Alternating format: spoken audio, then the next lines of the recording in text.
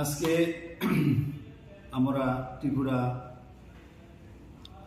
SPQM teacher অ্যাসোসিয়েশনের যে রাজ্য কমিটি, সেই রাজ্য কমিটিকে আমরা পুনর্গঠন করি এবং আমাদের 11 জন বিশিষ্ট একটি উপদেষ্টা কমিটি ঘোষণা করা হয়।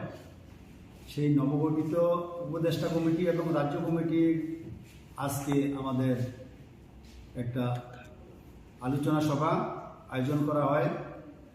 সেই সভার মাধ্যমে সবার সাথে সবার পরিচিত করা হয় এবং আগামী দিনে আমাদের রাজ্য কমিটি নূতন উদ্যমে এবং সামনের দিকে কি কর্মপদ্ধতি অবলম্বন করা হবে সেই সব বিষয় নিয়ে আলোচনা করা হয়। আজকের মিটিংয়ে আমাদের 8টি সিদ্ধান্ত গ্রহণ করা হয়।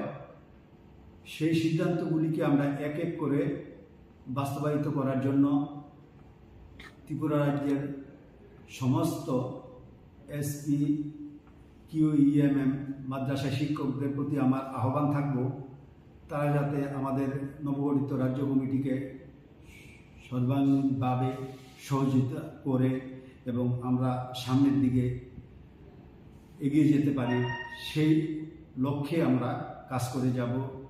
তার জন্যই আজকে আমাদের সভা ডাকা হয়েছে।